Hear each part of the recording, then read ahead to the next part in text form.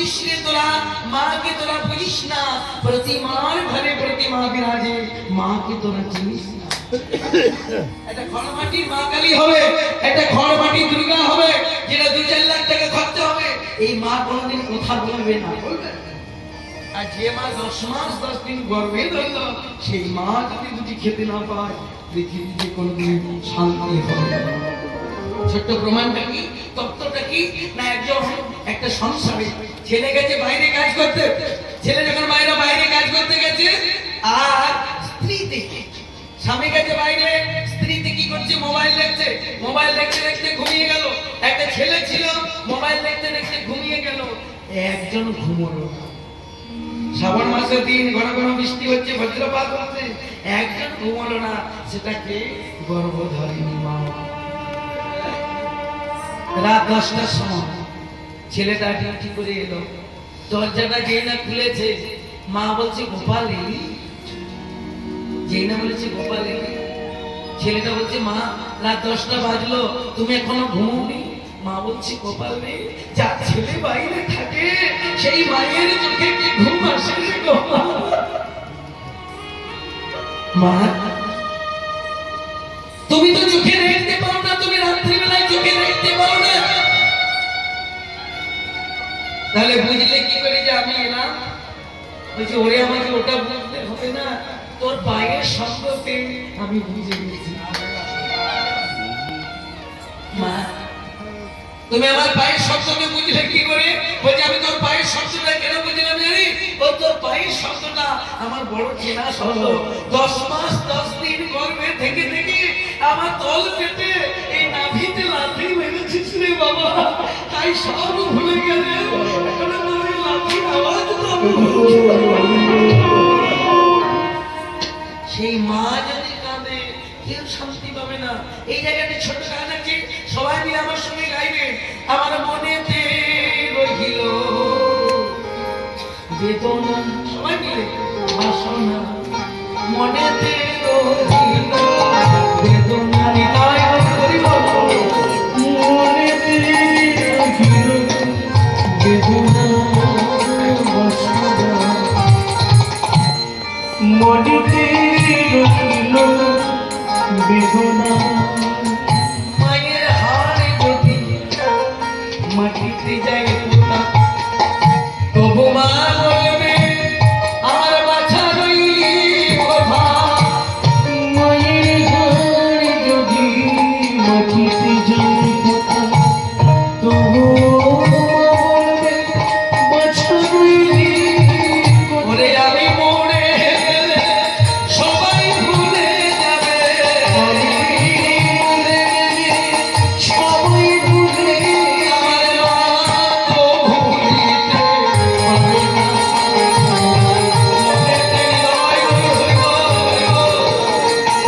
আমার মনেতে রহিল বেদনা বাসনা, মনেতে রহিল বেদনা। বড় সুন্দর গানটা দেখলেন, বলছে মায়ের হাড় যদি মাটিতে যায় পোতা, মা মরে গেল, মায়ের হাড় যদি মাটিতে যায় পোতা, তবু মা বলবে বাচ্চা রইলি কোথা। আমি মরে গেলে সবাই ভুলে যাবে, মা তো ভুলিতে পারে না, পারে না। সেই দোহাই রইল যাদের এখানে মা বাবা রয়েছে, যাদের এখানে মা বাবা আছে, আমি বলবো কিছু করতে পারেন বা না পারেন, সকালবেলায় ঘুম থেকে উঠে মা বাবাকে প্রণাম করুন।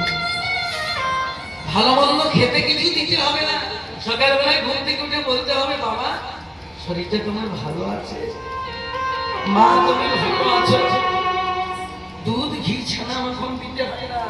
এইগুলো যদি বলতে পারে, আপনার মা বাবা আশীর্বাদ করবে। আর মা বাবাকে যদি বলে বাচ্চা তুই গেলি, গোটা গায়ে যদি আপনি সোনার পদক করে থাকেন, মাধুরী করে থাকেন, আপনাকে বিশ্ব ব্রহ্মাণ্ডে মা কালীর কাছে গেল, মা কালীর ক্ষমতা যে আপনাকে মায়ের অভিশাপ থেকে মুক্তি দিতে পারে। কীর্তন শুধু কীর্তন নয়, কীর্তনে অনেক কিছু শিক্ষার আছে। ভক্তি ছাড়া ভগবানের কৃপা হয় না। তাই বললো কি বলে সখী রে আমার গোবিন্দ কেন গেল, সবাই বলে গোদা ঘর গঞ্জে, সবাই বলে। আজকে একটা নতুন কথা শোনো, কে কাঁদছে জানেন? আজ একটা 5 বছরের ছেলে কাঁদছে। মায়েদের কাছে অনুরোধ, একটি অতি কঠিন লীলা গান গাইতে বলেছে আমাকে। এই লীলাতে যদি কোনো আওয়াজ দেয় তাহলে কিন্তু আমার নামটা সুখ হয়ে যাবে। তাই আমি বলে যাব, ধৈর্য ধরে শুনে যান। যে গানের আমাকে আজ অর্ডার করেছে যদি শেষ পর্যন্ত বসে থাকতে পারে আর এক ফোঁটাও যদি চোখের জল ফেলাতে না পারি তাহলে আমি টাকাটা নেব না। কীর্তন কীর্তন কোন কীর্তনিয়াতে করে না। কীর্তন কে করে জানেন? কীর্তন করে মহাপ্রভুর কৃপা আর আপনাদের মতো ভক্তদের কৃপা। চৈতন্য মহাপ্রভু যদি কৃপা না হয় আর ভক্তদের কৃপা যদি না হয় তাহলে কীর্তন করা সম্ভব নয়। তাই আমি বারে বারে বলবো, যে দীর্ঘদিন ধরে শুনে আসছে অদ্বৈত কাঁদছে, শিবাস কাঁদছে, গদাধর কাঁদছে, বাসুদেব ঘোষ কাঁদছে, আজ একটা নতুন 5 বছরের ছেলে কাঁদছে। 5 বছরের ছেলেটা কি মায়েরা? না, বাবার নাম হচ্ছে শিবানন্দ সেন। বাবার নাম হচ্ছে শিবানন্দ সেন আর ছেলেটার নাম হচ্ছে পরমানন্দ সেন। বাবার নাম হলো শিবানন্দ সেন আর মায়ের নাম হচ্ছে বাবার নাম হচ্ছে শিবানন্দ সেন আর ছেলের নাম হচ্ছে পরমানন্দ সেন। এই ছেলেটার নাম পরমানন্দ কেন হয়েছিল জানি? এই ছেলেটার নামটা পরমানন্দ হওয়ার একটা কারণ ছিল। এই শিবানন্দ সেন কিসের ব্যবসা করতে জানে? সবাইকে নিয়ে তীর্থযাত্রা করাতে।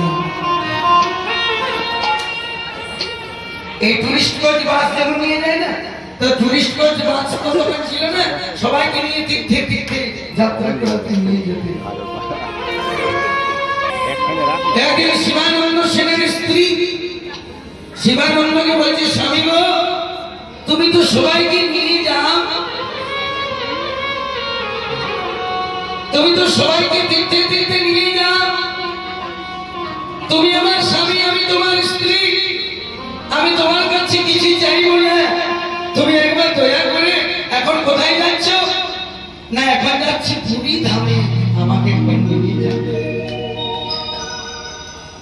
শিবানন্দ সেনের স্ত্রীর কথা শুনে বলছে, বাবা বাবা, এই তো স্ত্রী যা। হ্যাঁ, আমি লোককে নিয়ে যেতে পারি না, তুমি পারি, আর তুমি আমার স্ত্রী, আমি তোমাকে নিয়ে যেতে পারি।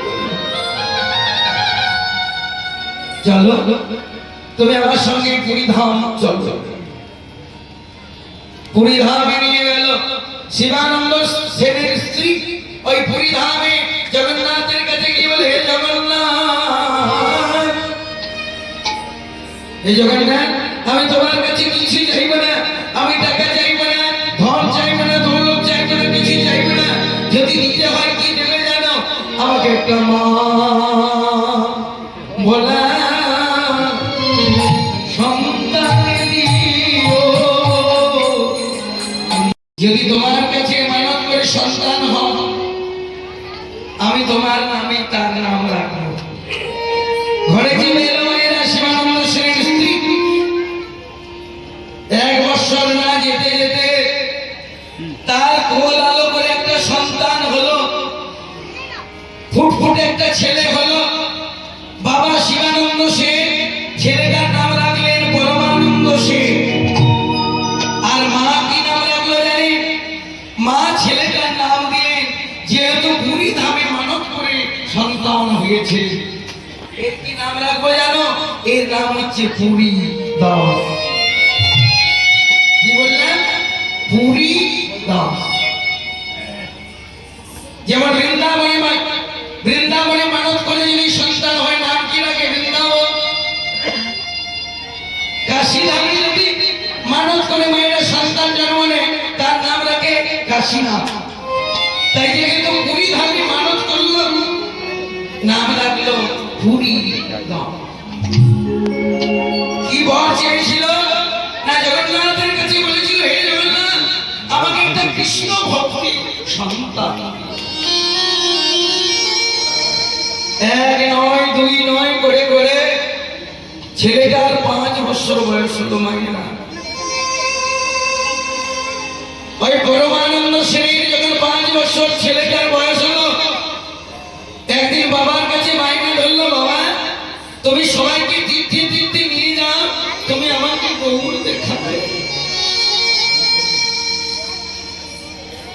বছরের ছেলে কত ভক্তি দেখো। মা তুমি আমাকে চুপ করাবার জন্য বলো চাকা মামা পেটে দেব, বাবা তুমি আমাকে ভালো ভালো জিনিস এনে দেবো বলো। তোমার কাছে আমি ভালো কিছু চাইবো না বাবা, তুমি তুমি এখন আমাকে একবার গৌর দেখাতে পারো।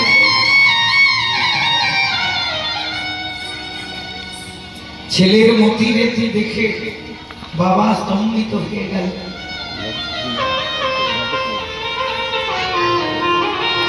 সব ছেলেরা পুতুল খেলায় মত্ত থাকে, আর এই ছেলেটা বলছে গৌর দেখবো, চল চল বাবু চল, আমি তোকে নিয়ে গৌর দেখাতে নিয়ে যাব। তাই 5 বছরের ছেলেটাকে নিয়ে শিবানন্দ শেষ চলে গেল কোথায় জানেন? পুরী ধামে। চৈতন্য মহাপ্রভু পুরী ধামে রয়েছে, পুরী ধামে সন্ন্যাসী হয়ে মহাপ্রভু রয়েছে, গাইছে হরে কৃষ্ণ সবাই মিলে হাত তুলে তুলে গাইবেন কৃষ্ণ কৃষ্ণ হরে হরে। হাত তুলে নৃত্য করছে, ওর নাম হচ্ছে মহাপ্রভু। সঙ্গে সঙ্গে 5 বছরের ছেলেটা চৈতন্য মহাপ্রভুর পা দুটি জড়িয়ে ধরেছে।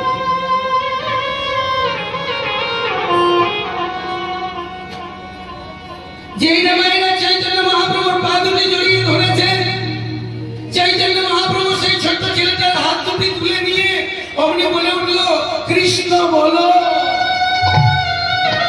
কৃষ্ণ বলো।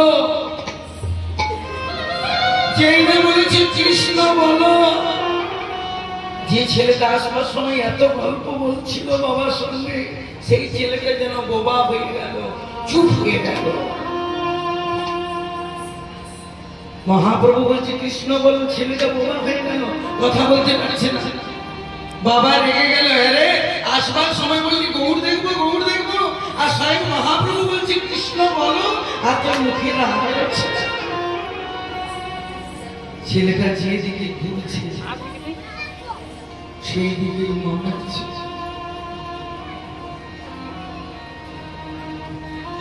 যেদিকে ঘুরছে বাবা তো সেদিকে মারছে কৃষ্ণ বল।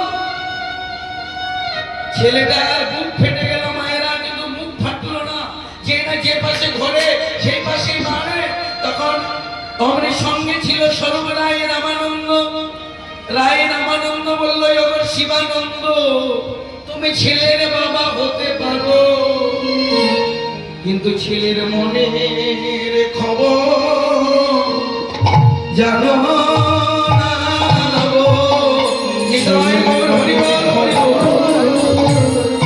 জানো না গো, মনের খবর জানো না। ওগো তুমি ছেলের বাবা, ছেলের বাবা হতে পারো। ছেলের কমিটি থেকে বলা হয়েছে মাথুর গান। অনেকবার মাথুর গান শুনেছি। মাথুর গান খুব কঠিন গান। মাথুর গান গাইতে হলে গায়কের যেমন ধৈর্যের দরকার, সেটা আরো তেমন ধৈর্যের দরকার। তবে আসুন আমি সেই মাথুর গান শোনাবো। তো মাথুর গান শোনার আগে কয়েকটা কথা বলে যাবো, মনে রাখুন। এই যে ভগবান কৃষ্ণের লীলা বর্ণনা করা আমার পক্ষে সম্ভব নয়।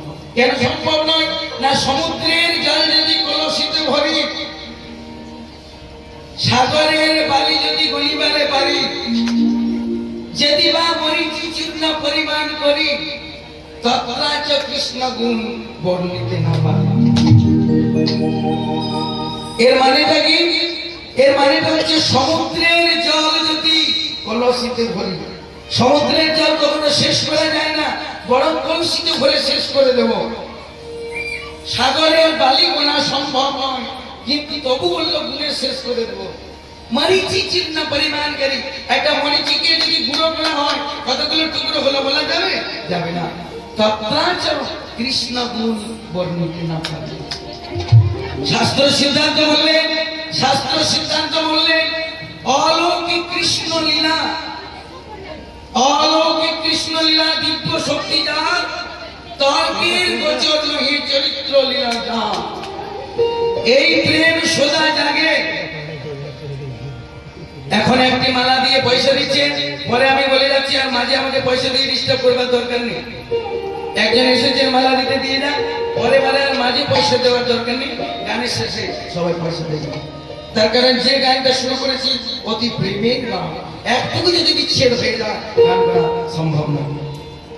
তাই বললেন অলৌকিক কৃষ্ণ লীলা দিব্য শক্তি যার, কৃষ্ণের লীলা চরিত্র যাহা, এই প্রেম সোজা জাগে যাহার অন্তরে, পণ্ডিতের তার চেষ্টা বুঝিতে না পারে। তাহলে আসুন আজকে সেই মাথুর গান শুনতে যাব। সর্বপ্রথমে মাথুরে জেনে নিতে হবে যে মাথুর গানটা হলো কেন। মাথুর হলো কেন এইটা না জানলে মাথুর গান করে যাবে না। শাস্ত্র সিদ্ধান্ত বললেন মাথুর হলো কেন না একজনের অভিশাপ। অভিশাপটাকে না শ্রীরামের অভিশাপ। ঠিক আছে ঠিক আছে ঠিক আছে।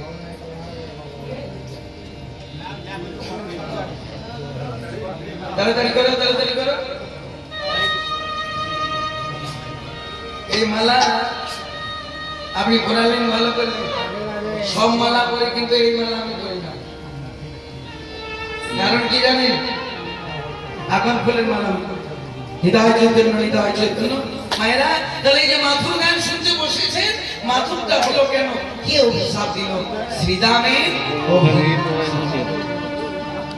শ্রীরামের অভিশাপটা দিল কেন না একদিন নিত্য রাধা নিত্য কৃষ্ণ, ওইদিকে মন দেওয়া দরকার নেই, আমার কথাগুলো শুনে যা। নিত্য রাধা নিত্য কৃষ্ণ, ভগবান শ্রীকৃষ্ণ বললেন কি নিত্য কৃষ্ণ, 4 রকমের কৃষ্ণ। অনেকবার মাথুর গান শুনেছেন কৃষ্ণ কটা? কৃষ্ণ হচ্ছে 4টা কৃষ্ণ। কে কে? একটা হচ্ছে নিত্য কৃষ্ণ, একটা যশোদানন্দন কৃষ্ণ, একটা দৈবকী নন্দন কৃষ্ণ, আরেকটা কৃষ্ণ ছিল যার নাম হচ্ছে কৃষ্ণ। কে কে?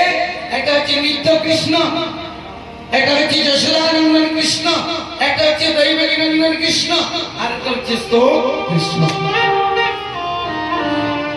ভগবান শ্রীকৃষ্ণ কি করলেন মায়েরা না নিজের বাম অংশ থেকে রাধাকে সৃষ্টি করেছিলেন। সেই রাধার জন্য কৃষ্ণ চিন্তা করছে, করতে করতে রাধা যখন আসতে পারলো না, তখন বাম অংশ থেকে আরেকজনকে সৃষ্টি করলেন যার নাম হচ্ছে বিরজা। বিরজার সঙ্গে ভগবান কৃষ্ণ বিহার ভক্ত ছিলেন।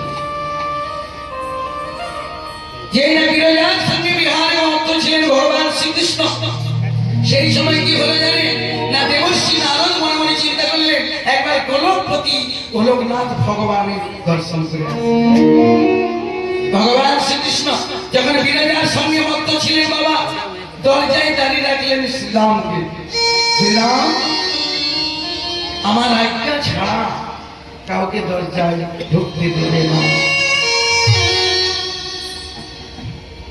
যেই না বিরজার সঙ্গে বিহারে ভক্ত হলেন মায়েরা ভগবান কৃষ্ণ, দেবর্ষি নারদ গেলেন ভগবানের দর্শন। শ্রীরাম বলে উঠল, শ্রীরাম বলে উঠল নারদকে, নারদ তোমাকে ভগবান কৃষ্ণকে দর্শন দেওয়া যাবে না। কেন দেওয়া যাবে না না করে বিরজার সঙ্গে মত্ত হয়েছে। নারদ চলে এলো, দর্শন হলে না হলে না, মনে মনে চিন্তা করলাম গোলকপতি ভগবানের যখন দর্শন হলো না, একবার গোলকেশ্বরী রাধা রানীর দর্শন করে। যেই না রাধা রানীর দর্শন করতে গেল, বলতে লাগলে যে রাধা রানী কি, রাধা রানী কি, রাধা রানী কি। রাধা রানী প্রথমে নারদকে ভালো মন্দ জিজ্ঞেস করলেন। নারদ রেডি দিল, কাল থেকে যারা কৃষ্ণ নাম করবে তাদের মাথা কাটা হবে। যারা মকট বই রেডি করছিলেন তারা হরিনামটা ছেড়ে দিল, কৃষ্ণ নাম ছেড়ে দিল। কিন্তু একজন কৃষ্ণ নাম ছাড়লো না, যার নাম হচ্ছে অক্রুরমণি। অক্রুরমণি মনে মনে ভাবলেন আমি এমনও মরে যাবো, তেমনও মরে যাব, কৃষ্ণ নাম ছেড়ে আমার বেঁচে থেকে কি লাভ হয়েছে। আমি এমনও করবো তেমনও করবো, কৃষ্ণের নাম নিয়ে নাম ছেড়ে আমি মরবো না। তাই যেই না কৃষ্ণ নামটা করতে লাগলো, খবর পেল কংস যে সবাই বন্ধ করেছে, একজন করেছে, যার নাম হচ্ছে অক্রুর। দেখা হলো অক্রুর মুনিকে। অক্রুর মুনি মনে মনে ভয়ে ভয়ে আসছে, মাথাটা গেল। যেই না মহারাজা কংসকে প্রণাম করেছে, যেই না মহারাজা কংসকে প্রণাম করতে গেল, মহারাজা কংস বলছে, অক্রুর গো, তোমাকে আমাকে প্রণাম করতে হবে না, আমি তোমাকে প্রণাম করব। আমাকে কৃষ্ণ এনে মিলাই দাও, আমাকে কৃষ্ণ এনে মিলাই দাও, আমাকে কৃষ্ণ এনে মিলাই দাও, আমাকে কৃষ্ণ এনে মিলাই দাও, তোমার চরণ ধরে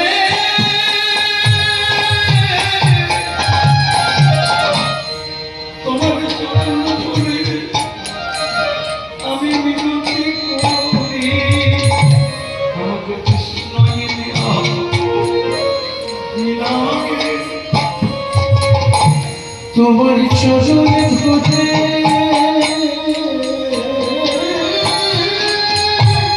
মিনতি করি, আমাকে কৃষ্ণ মিলাই দাও।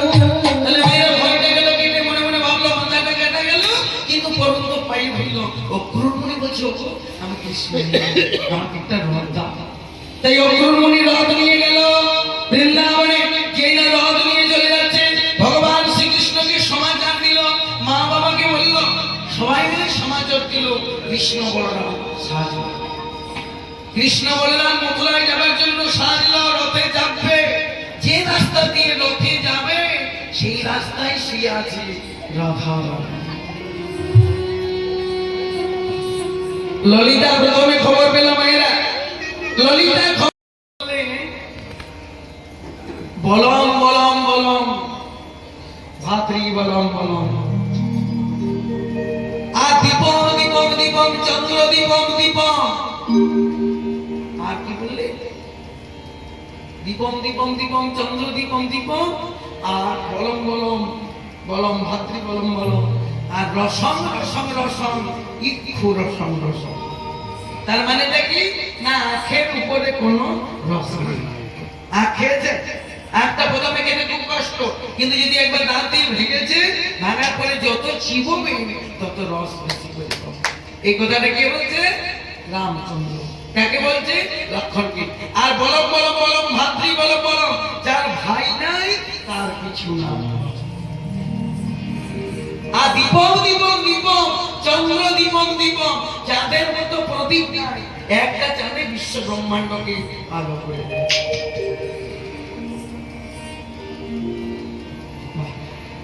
লক্ষণ বলছে, দাদা তোমার হলো না,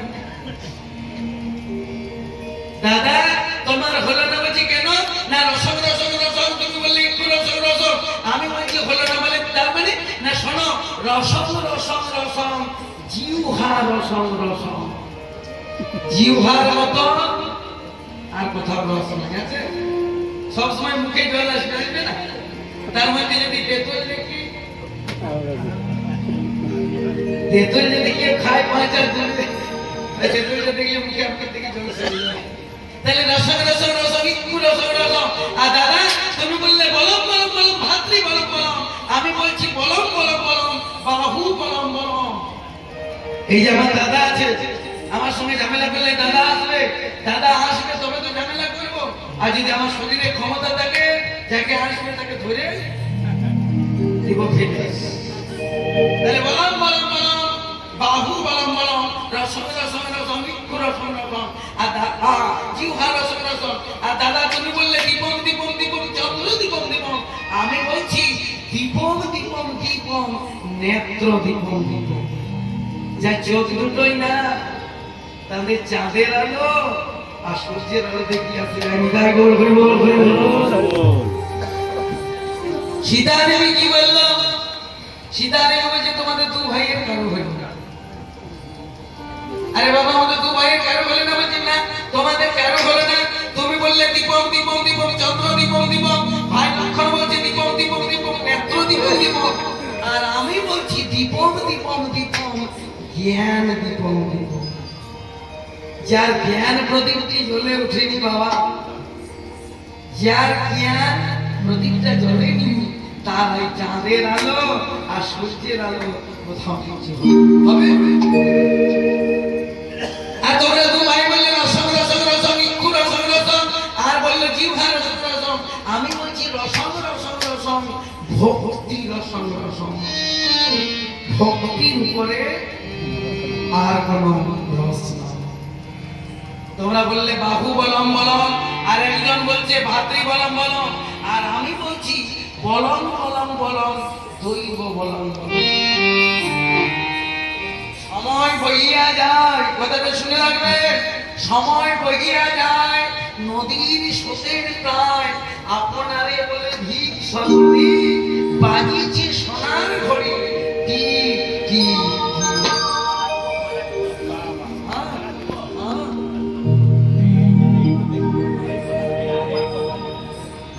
রাধে রাধে রাধে। আমি আমার বলছি, উনি আমার খুব ভালো ভক্ত মানুষ।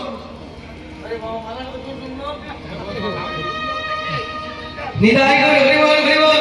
মায়েরা সময়ের দিকে লক্ষ্য করবেন, সময়ের দিকে তাল দেবেন। আরেকবার কথাটা বলতে বলছে আমি বলছি, নিতাই গৌর হরি বল।